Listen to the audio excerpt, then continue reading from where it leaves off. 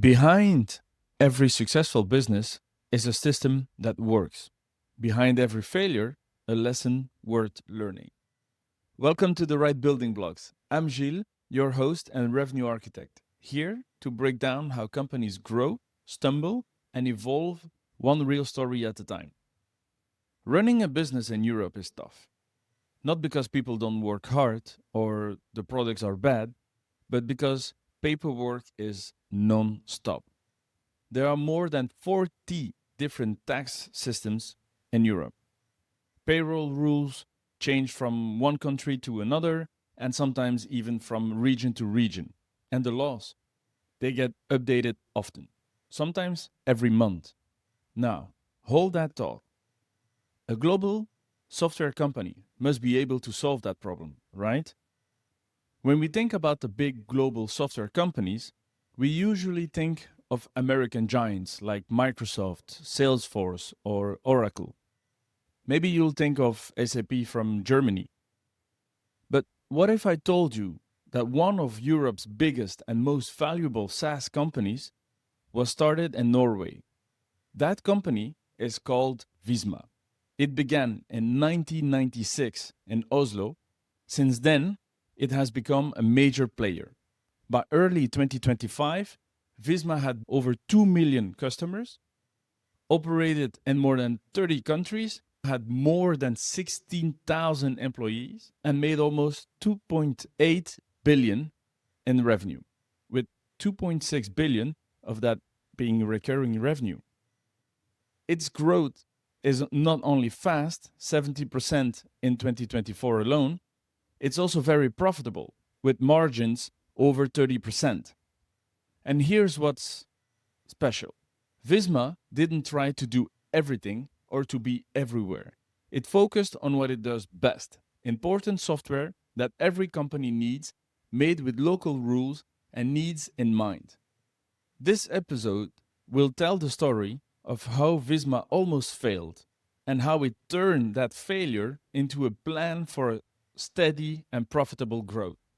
There are lessons for every entrepreneur, business leader, and even policymaker. Let's start with the year Visma got founded. Its story didn't start smoothly. Back in 1996, it was just a group of small IT companies in Norway brought together without much of a plan. 1 year later, the company was in big trouble.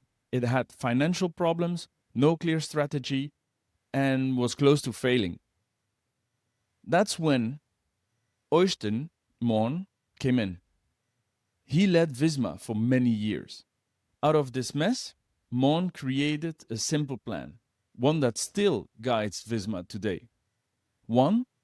Decentralize. Build many small teams or companies that can work alone. If one fails, the others are safe. 2. Focus. Don't try to do everything.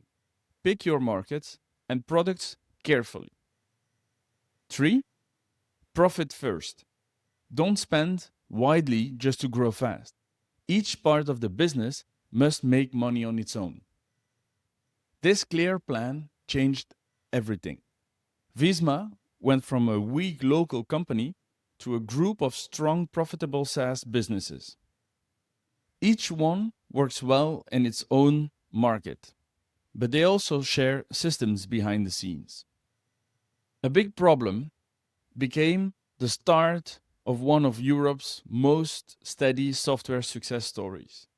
Now let's look at how Visma creates, delivers, and earns value. We'll use the business model canvas, a sample tool with 9 parts. Let's start with the customer segment. They don't focus on one single market. Instead, it spreads its attention across different groups. Small businesses get simple cloud tools for accounting and invoicing. Big companies use Visma for complex systems like payroll, HR, and ERP. The public sector, schools, cities, and governments rely on Visma because trust and long-term contracts matter most there. And in some industries, Visma offers specialized tools for accountants, HR, or retail. This spread is no accident. By covering different groups, Visma lowers the risk of depending on just one market. If one slows down, another picks up. The value Visma offers is also clear. It doesn't waste time on features that are nice but not critical. It focuses on the jobs company must get done.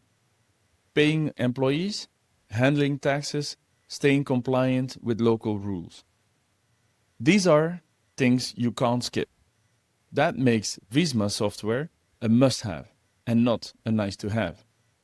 And because global players struggle to adapt to local laws, Visma local focus becomes a big advantage.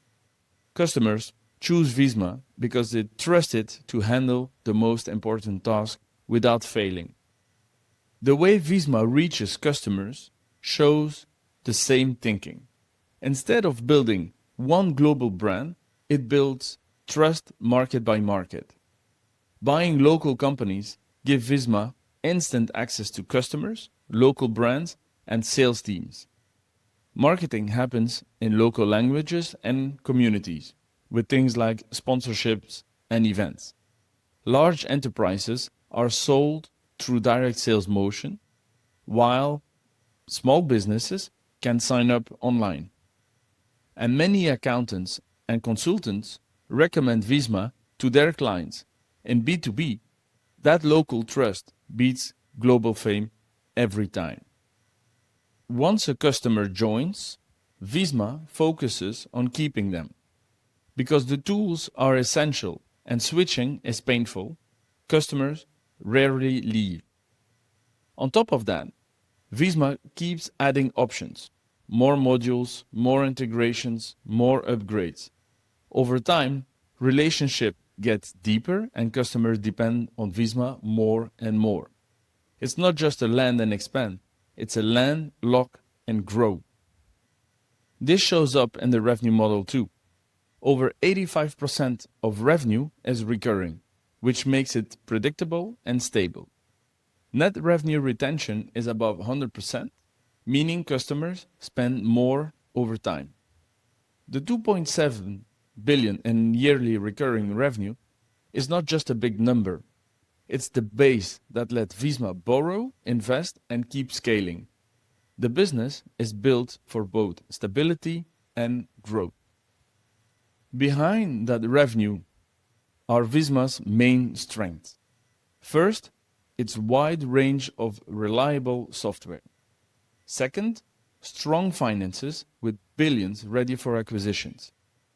Third, a team of 16,000 people, including 6,000 developers. Fourth, a loyal customer base of 2 million. And finally, a smart structure of 180 plus SaaS companies that share systems but stay close to their markets. It's a network where the whole is stronger than the parts. Visma's daily work also reflects this. It spends about 20% of its revenue on R&D, including hundreds of AI projects. It keeps acquiring new companies, more than 350 so far, almost one every few weeks. And it runs shared services for things like security, finance, and legal. That frees local teams to focus on growth. In other words, building and buying are not side projects. They are the business model.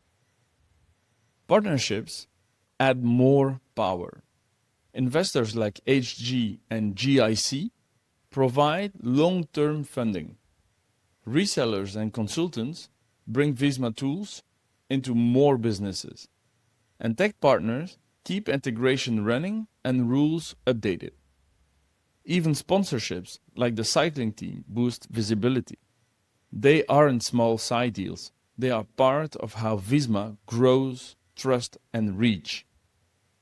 The cost structure balances heavy group investment with lean local operation. Big spending goes into R&D, cloud systems, and acquisition. Local units, on the other hand, stay efficient and flexible, supported by shared systems that cut cost. This setup lets Visma invest heavily at the group level while keeping day-to-day operation tight in each market.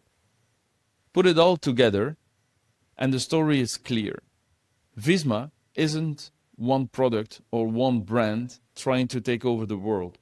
It's a group of local champions tied together with money, systems, and a focus on critical jobs like payroll and taxes.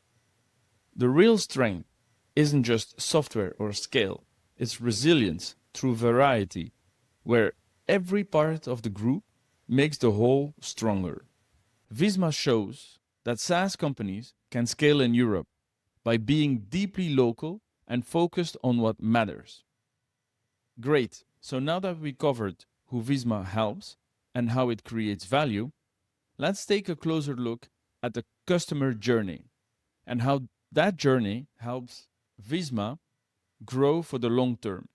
To do this, we'll use the bow tie model, a framework that maps the whole path from the first contact to growth and expansion. It helps us understand not just how revenue starts, but how it keeps growing over time.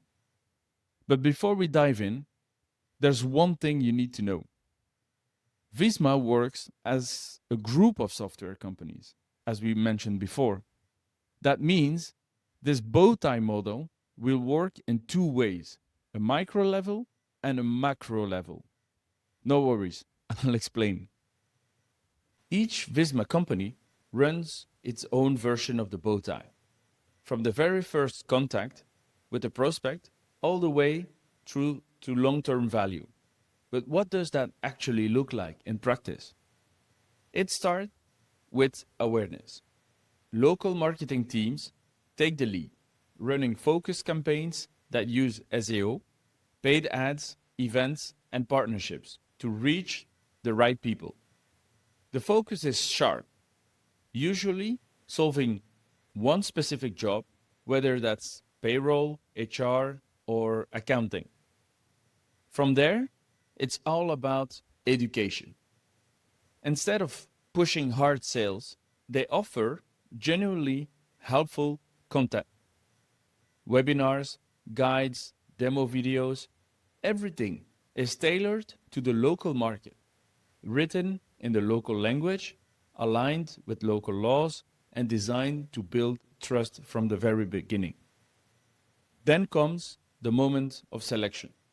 For small businesses, the process is simple. Free trials, easy sign-up, and transparent pricing. But for larger clients, the journey looks different. They get demos, hands-on with RFPs and case studies that prove success with similar companies. Once that deal is signed, the focus shifts to onboarding. The goal? Get started fast, without stress. Local teams walk customers through setup tools, provide training, or jump in with live support. And because compliance matters, everything is always shaped by local laws. The next milestone is impact. Every customer needs that early win, kind of their aha moment. Maybe it's sending their first invoice, running payroll for the first time, or completing another critical task. Hitting this milestone quickly isn't just a nice to have. It's what keeps customer around for the long haul. But why stop there? That's where growth enters the picture. Customer success teams carefully track how customers are using the product. They look for opportunities to offer upgrade, whether it's better plans, more users, or additional support. And then comes expansion. If customers need more tools, the local team might suggest another solution, either from their own portfolio or from a sister Visma company. These handovers are far simpler than heavy-handed group cross-sells. But the spirit is the same. Help customers grow by equipping them with more useful tools. So yes, each company owns its own journey, but they're never working in isolation. Behind the scenes, Visma Central team provide shared tools, playbooks, and frameworks. This balance of local control and central support is what makes Visma's growth model so effective across different markets. Now let's zoom out to the macro level across the entire Visma group. This is where everything connects. The goal here is simple but powerful: help new companies join smoothly and grow faster together as a group. So, what does the central Visma team actually do? First, they build brand trust at scale. Think big sponsorships, group wide content, and SEO investment that lift every company in the ecosystem. Account managers also play a key role, spotting opportunities when customer might benefit from using more than just one Visma tool. And to encourage collaboration, they organize group learning sessions, demos, and webinars that highlight products from across different teams. When it comes to onboarding, the group provides resources that no single company could pull off alone: shared playbooks, the Visma University platform, and compliance tool. The result is that every customer, no matter which product they start with, can get up and running fast. But maybe the most important contribution at this level is lead sharing. If a customer needs a solution from another Visma company, connecting them is frictionless. No blockers, no silos. Well, that should be the case. And because many Visma tools are modular and often bundled together, expansion across the network happens naturally. That's why every acquisition is more than just added revenue. It becomes part of the flywheel. In fact, by 2024, over 30% of new ARR didn't come from brand new signups, but from expansion across the group. That's exactly the bow tie model and how it was designed to work. Which brings us to the growth engine, the system powering everything behind the scenes. The bow tie at both company and group level sets the stage. But the growth engine is what keeps it running, accelerating, and scaling. And here's the key insight: it's not just about winning new customers, it's about turning every sign up into a long term success story. So, how does this engine actually work? It runs on two tracks: new revenue, which comes from direct sales or acquisition, and post onboarding revenue, which comes from upselling and cross selling once customers start getting value. And once that onboarding milestone is crossed, the engine switches into high gear. Growth is supported in 6 ways. Customers can grow different subscription levels. They can add extra tools for advanced features. Bundles increase value by combining products. Teams across the group share leads to match customers with the right solutions. 5. A marketplace makes it easy to find add-ons and integration. And finally, shared pricing strategies keep upgrades smart and consistent. Put it simply, every acquisition doesn't just add revenue, it joins the system. The new company's customers suddenly gain access to more Visma services, while its team learns how to identify expansion opportunities from day one. And the result? A repeatable, scalable growth machine. That's why Visma's ARR keeps climbing faster than its customer base. Because in the end, it's not just about getting more customers, it's about making every relationship deeper. Wow, that was a big and dense chapter. If you're listening to the podcast, know there's a video version of this with visual cues to help, right? See you there. All right. So far, we talked about what makes Visma grow, but what makes it stable? When you grow quickly in many countries and across many companies, you also need to manage risks, right? Let's look at how Visma stays strong and the biggest risk it works to avoid. Churn risk. By being part of daily work and following local laws, Visma makes it hard for customers to leave. Also, local support keeps relationship strong. 2. Integration risk. When Visma buys new companies, it keeps local teams in place. This builds local trust and avoids problems during the change. 3. Market risks. Because it works in many sectors and regions, a drop in one market doesn't hurt the whole business. 4. Competitive risk. Visma stays ahead by always improving its product, focusing on local needs, and buying fast growing rivals before they become big threats. 5. Scalability risk. Local teams deliver the service, while central teams set the standards. This lets Visma grow fast without losing quality. Shared knowledge helps everyone move quicker. This mix of local freedom and central power makes Visma model both strong and flexible. We are almost at the end of this episode. So let's look at the key points that make Visma a special company. There are four main pillars: product focus, market focus, growth model, financial strength. Let's go deeper one by one. Product focus. Visma builds tools that are critical, like payroll, taxes, accounting, and compliance. These aren't nice extras. They are tools that companies can't run without. Once installed, they're hard to replace, and that brings in stable recurring income.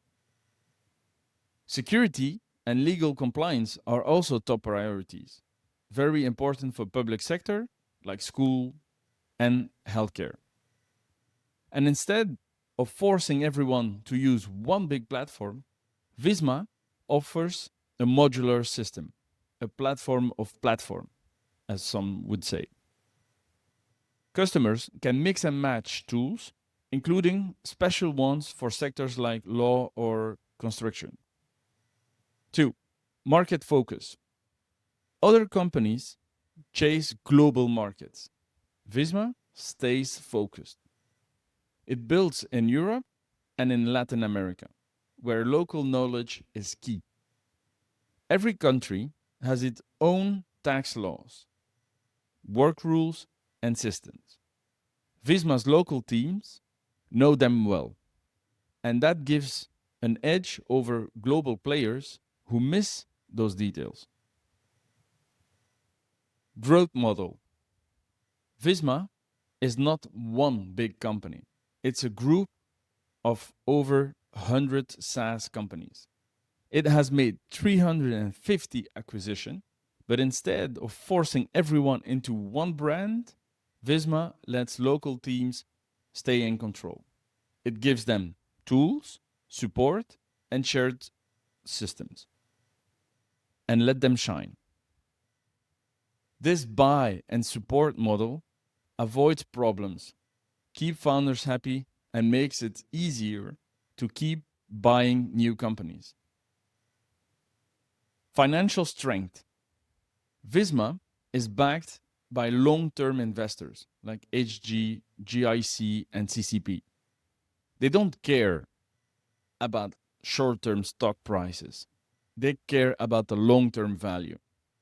That means Visma can take its time, build ARR steadily, reinvest 20% in R&D, and grow year after year. The numbers speak for themselves. Over 85% of its revenue is recurring. Net revenue retention is above 100%, and EBITDA margins stay strong at 25-30%, all while staying resilient. Final lesson: Visma has found a smart way to grow SaaS businesses in hard markets. It builds critical tools that people can't stop using. It wins trust through deep local knowledge. It grows through a federated model, one that scales without breaking, and it's backed by patient capital that support the long-term vision. So, what are the lessons for any managers? First, don't try to enter every market. Focus on winning the ones that you know well. 2, use M&A not just to grow fast, but to serve more customers. 3, pay attention to keeping and growing your customers, not just finding new ones. And above all, build products people truly need and deliver them in ways that match how they work and live. That's the story of Visma, a European SaaS giant built not on hype, but on focus, discipline, and smart execution. Thanks for watching. If you enjoyed this episode, feel free to drop a like, leave a comment, or connect with me on LinkedIn. All insights shared here come from publicly available sources, and I hope you found them as interesting as I did. Keep an eye out for the next episode, and in the meantime, keep building.